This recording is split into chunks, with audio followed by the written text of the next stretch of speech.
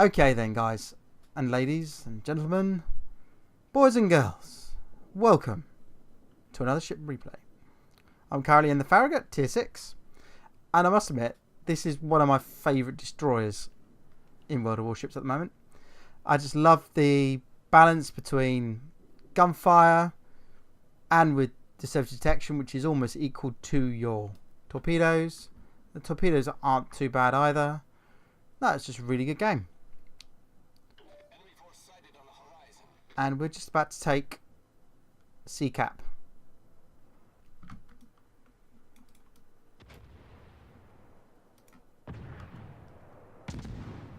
So I decided to go to the Nicholas here. He's our highest problem at the moment. And this is where it gets a bit of cat and mouse. So the Farragut has dropped his smoke in a very good position. As you can see, he's covered quite a far reaching area here. So he's got a good position for me to just dive into. Fukatara is going in there. He sent one set of torpedoes towards the Albertin and the other sent towards where the Nicholas is likely to be. I've also sent them towards the Nicholas. I should have probably used gunfire here, and then I finally get my guns working and completely miss, which is great. And then I thought I'd fire another set just in front. That could have been a bit embarrassing, to say the least. The Farragut has done exactly what I am doing and covering where the likelihood of that destroyer is to come out with.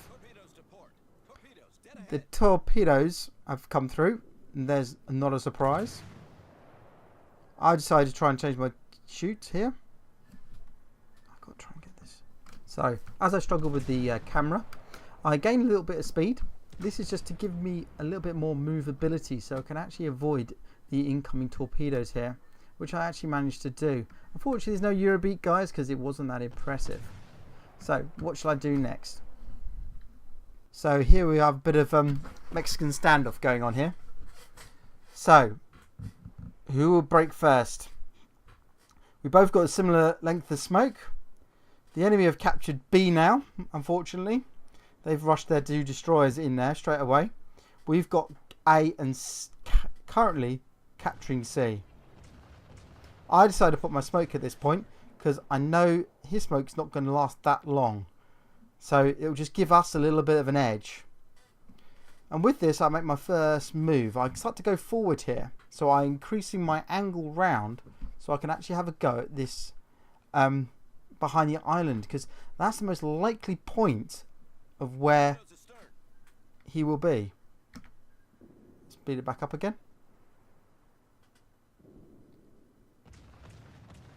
Here's the guy incoming. So I move around slowly and do a bit of blind fire, but my angle has got a lot better. So we're covering both sets now. Fighter plane just appeared. We can see what's happening in B cap over there. Our French cruiser has just been bitch slapped.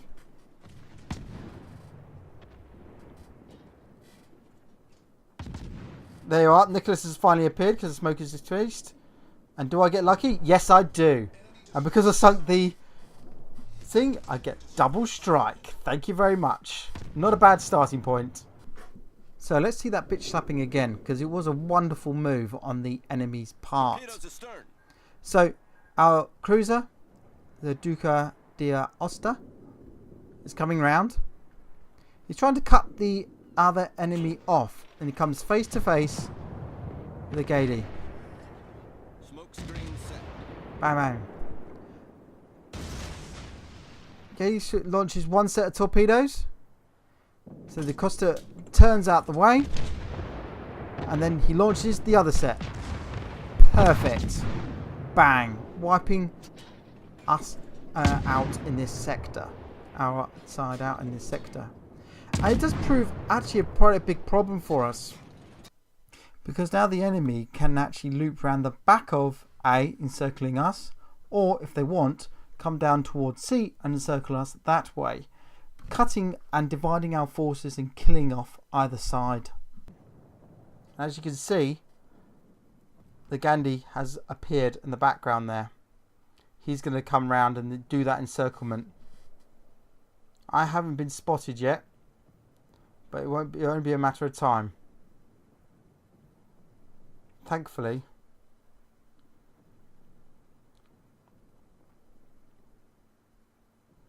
It doesn't happen. Bang. So my Farragut's engaging the Emily Butin. I think about Torps.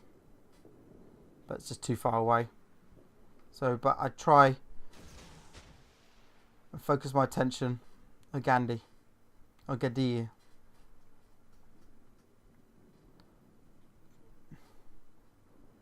He's expecting me to pop around this island. I'm expecting him to pop around this island. Bang. Another set tons.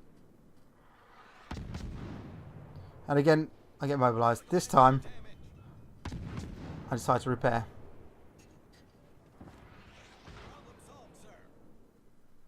And the Farragut's also landing his fire.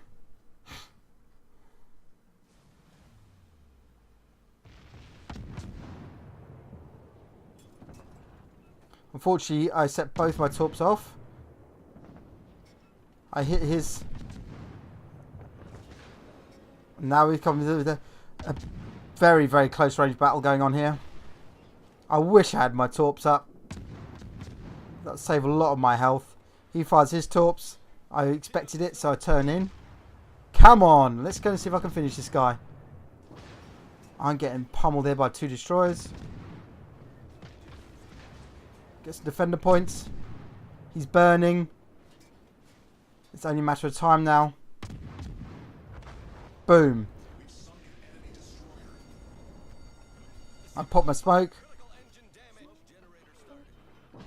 Defend my damage.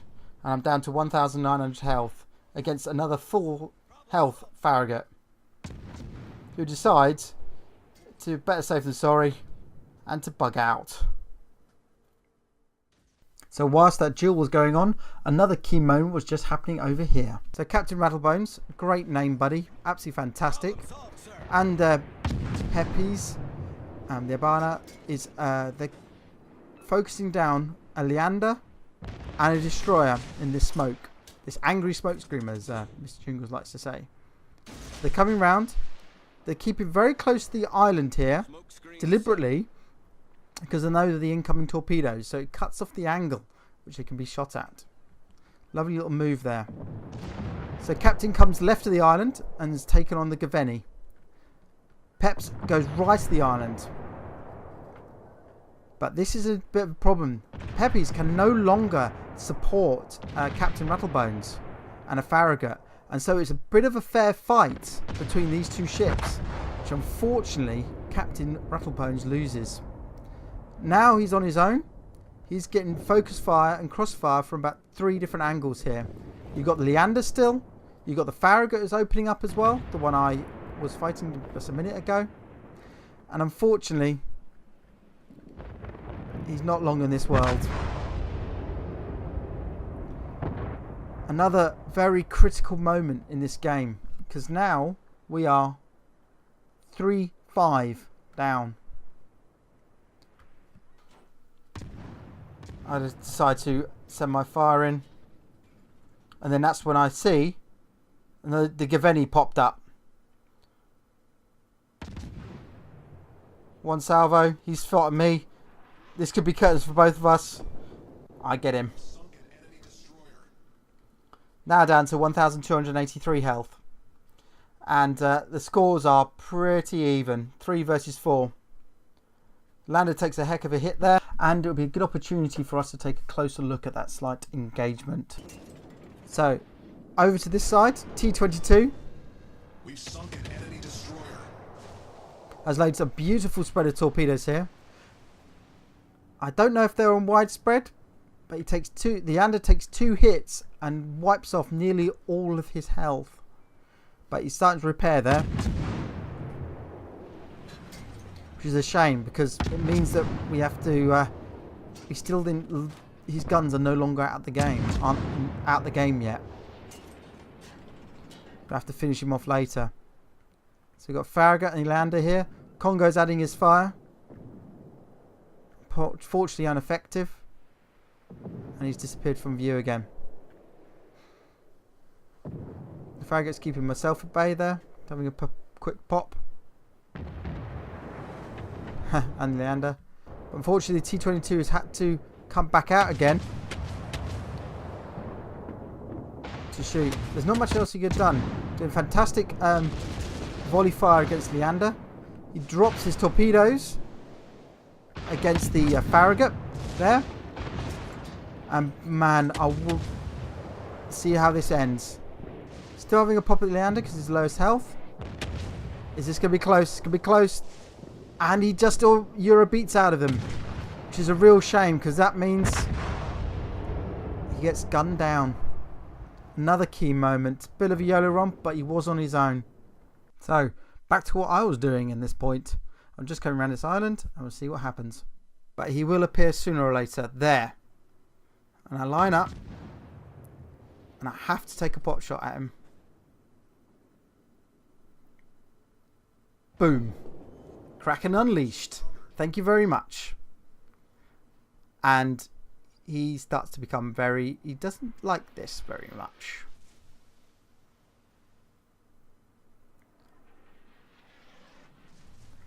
And I get shot at from every digital side. Pussy. There you are. I laugh at this really because, well, he's right. I attacked him when he was extremely low health. And exactly like that's what I say back to him. At this much health, I'm a bit of a pussy. Sorry, it happens. Congo does a beautiful shot against the Farragut. I lay my fire in. Pretty ineffective at that range. A's now been capped by the remaining cruiser. Be proud of camper pussy.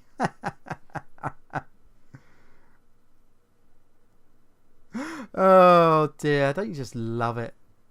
Don't you just love it? Don't worry, my friend Captain says it's a good shot. Not been captain at all. You should have seen the fight at A. Well, actually, I made an error there. It's not a fight at A. It was the fight at C. And hopefully you can tell in the replay.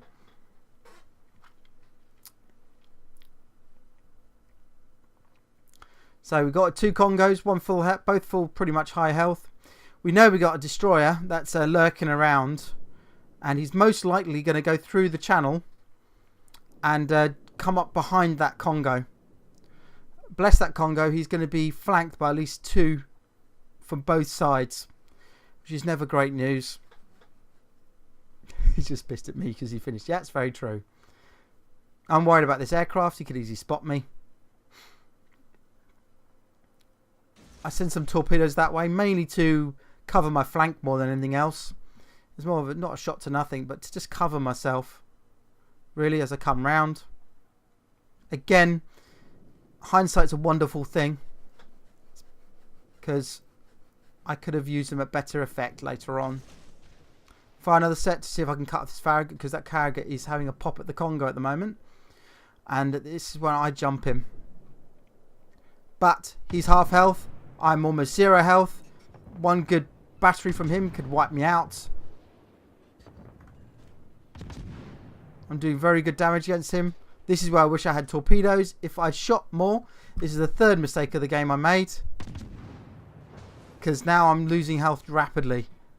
So is he. But because he's turned into me, he only can get 2 guns against me. I can get all my 4 at him. I panic with that last shot. And boom. God, it's getting close. I show my broadside. Destroyed. Boom. And then I die. Unfortunately, that's pretty much the end of the game. There's Ozo Congo. And there's the end of the game. Hope you enjoyed that, folks. Now's for the results screen. And so long.